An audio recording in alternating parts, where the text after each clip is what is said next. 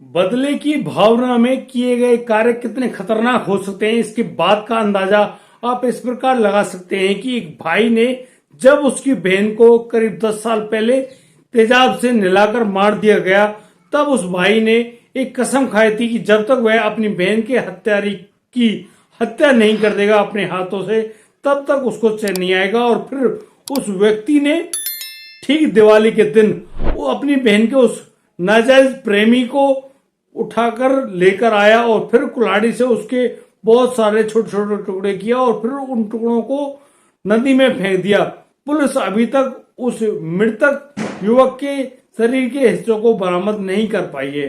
दोस्तों, बेहद ही खतरनाक ये मामला है, लेकिन एक भाई ने अपनी बहन की मौत का बदला इस प्रकार लिया, ये भी काफी चौंका देने वाली बात है। दोस्तों, आइए जानते हैं कि कहां पर और क्या क्या हुआ है। नमस्कार, आदाब, सत श्री अकाल दोस्तों, मैं भी प्रकाश स्वागत करता हूं आपका हमारे YouTube चैनल किस्से क्राइम के। और दोस्तों, पूरी घटना की जानकारी के लिए बने रहिए हमारे साथ वीडियो में अंत तक। और दोस्तों, यदि आप पहली बार चैनल में आए तो हमें सब्सक्राइब करें, नोटिफिकेशन बेल को अवश्य दबाएं ताकि आपको इसी प्रकार की और भी खबरें समय समय में मिलती रहें। दोस्तों, आज का बेहद ही हैरान कर देने वाला मामला सामने आया है उत्तर प्रदेश के गोरखपुर से। दोस्तों, गोरखपुर के पीपरी इलाके में एक युवक होता है उमेश चौहान नाम का।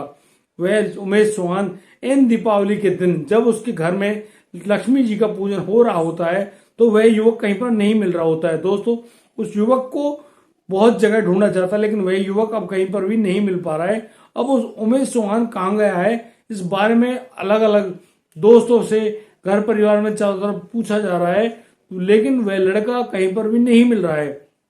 दोस्तों, अब उस लड़के की छानबीन खोजबीन करनी शुरू कर दी गई थी और अब उसको जगह जगह पर खोजा जा रहा था, लेकिन वह लड़का कहीं हो तो मिले। अब वह लड़का उसके परिवार के लोगों को नहीं मिल पा रहा था और जिसकी वजह से अब वह लड़का कहाँ गया है सभी लोग चिंतित थे। दोस्तों, अभी एक छोटा लड़का उनके परिवार में भागा हुआ आता है और कहता है कि इसी इलाके में जो बन रही नई कॉलोनी उसके पास बहुत ज्यादा खून बिखरा हुआ है। दोस्तों, सभी लोग उसी जगह पर पहुंचते हैं और फिर उस खून को देखकर सभी लोग हैरान हैं, लेकिन वहां पर कोई और साक्ष्य या सबूत नहीं है मौजूद। दोस्तों, अब पुलिस को भी मौका वारदात पे बुला लिया जाता है और पुलिस के पहुंचने पर अब पुलिस उसे संदिग्धता से देख रही होती है कि आखिर यह क्या है और किसका खून है।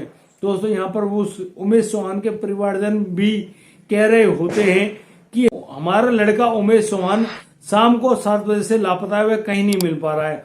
हमें शक है कहीं उस लड़के की किसी ने हत्या तो नहीं कर दी है। दोस्तों, इस बात के बारे में जब पुलिस को और भी जानकारी मिलती है तो उसके परिवारजन कहते हैं कि यह लड़का अभी 3 महीने पहले ही जेल से जमानत पर छूट कर आया है। यह एक लड़की की हत्या करने में और उसके ऊपर तेजाब फेंककर उसको जलाकर मारने में आरोपी था। दोस्तों, इस बात की जानकारी जैसी पुलिस को चलती है, पुलिस अब उस लड़की के घर पर जा रही होती है और घर पर जाने के बाद उसको एक युवक मिलता है जिसका नाम उपेंद्र होता है।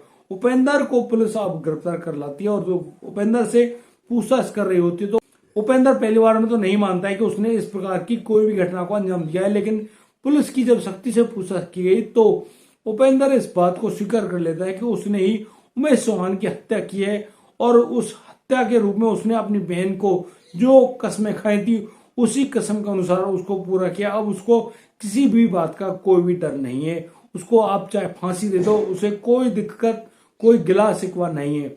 उसने ही अपनी बहन के उस एक तरफा प्यार करने वाले आशिक को कुल्हाड़ी से काट डाला और उसके शव को काटकर राप्ती नदी में फेंक दिया है, जिसकी वजह से अब उसका मृत जो शरीर है वह ढूंढा जा रहा है उस नदी में।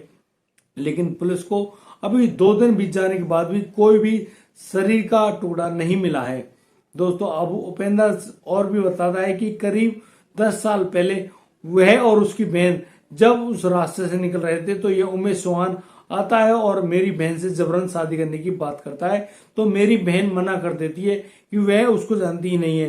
तो यहाँ पर जो उमेश चौहान होता है वह काफी गुस्से में आ जाता है और वह अब अपनी जेब से एक बोतल निकालता है। उस बोतल में जो तेजाब होता है उस तेजाब को मेरी बहन के सर पर डाल देता है, जिसकी वजह से मेरी बहन वहीं बिलखने लगती है। और जैसे ही मैं अपनी बहन को बचाने के लिए आगे बढ़ता हूं तो वह तेजाब मेरे ऊपर भी डाल दिया जाता है। दोस्तों, उपेंद्र के चेहरे को यदि गौर से देखा जाए तो उसका चेहरा भी काफी ज्यादा क्षतिग्रस्त है और तेजाब से जला हुआ मालूम होता है। दोस्तों यहाँ पर उपेंद्र की बहन का इलाज तो कराया गया, लेकिन इलाज के दौरान उसकी हो जाती है मौत। उस बहन के मरने पर उपेंद्र अब अपनी बहन के हाथ को अपने सर पर रखते हुए कसम खाता है कि वह जब तक अपनी बहन के हत्यारे की हत्या नहीं कर देगा अपने हाथों से, तब तक वो चैन से नहीं मरेगा।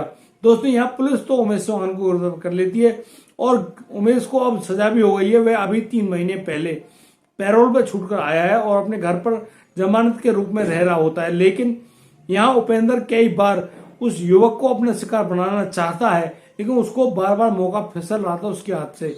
यहाँ पर वह अपने छोटे भाई की सहायता लेता है और फिर एक छोटे लड़के द्वारा उमेश चौहान को नई कॉलोनी में बुलाया जाता है। यहाँ पर छोटा लड़का उमेश चौहान से कहता है कि तुम्हारे लिए कुछ गिफ्ट आई है, कुछ लोग बाहर से आए, वो तुम्हारा पता पूछे थे, इसलिए मैं तुम्हें बुलाने आया हूँ। दोस्तों यहाँ उमेश चौहान जैसे उस नई कॉलोनी में बन रहे प्लॉट में पहुंचता है तो यहाँ पर जो घात लगाए बैठे हुए उपेंद्र और उसका भाई है, वो लोग कुल्हाड़ी लेकर अब उमेश चौहान के ऊपर टूट पड़ते हैं और उसकी दर्दनाक हत्या कर देते हैं। अब उमेश चौहान के शरीर के विभिन्न टुकड़े करके उन टुकड़ों को कट्टों में भर के राप्ती नदी में फेंक दिया जाता है। यहाँ उपेंद्र के चेहरे पर एक भी स्किन नहीं है, ना ही वह परेशान है, ना ही उसके दिमाग में कोई बात है, यानी कि वह अब बहुत ज्यादा संतुष्ट नजर आ रहा है। लेकिन हम कहते हैं कि इस प्रकार की किसी भी घटना को अंजाम देने के बाद आप चैन से नहीं रह सकते, आपको आपके द्वारा किए गए कर्मों की सजा अवश्य मिलेगी। अब वह जो उपेंद्र है वह जेल की सलाखों के पीछे ही अपना सारा जीवन गुजारेगा। दोस्तों मैं इस बात को नहीं कहता कि अपनी बहन का बदला लेना चाहिए या नहीं लेना चाहिए, उसके लिए कानून के रास्ते भी हैं और उनको अपनाना चाहिए। दोस्तों कभी भी कानून को अपने हाथों में नहीं लेना चाहिए।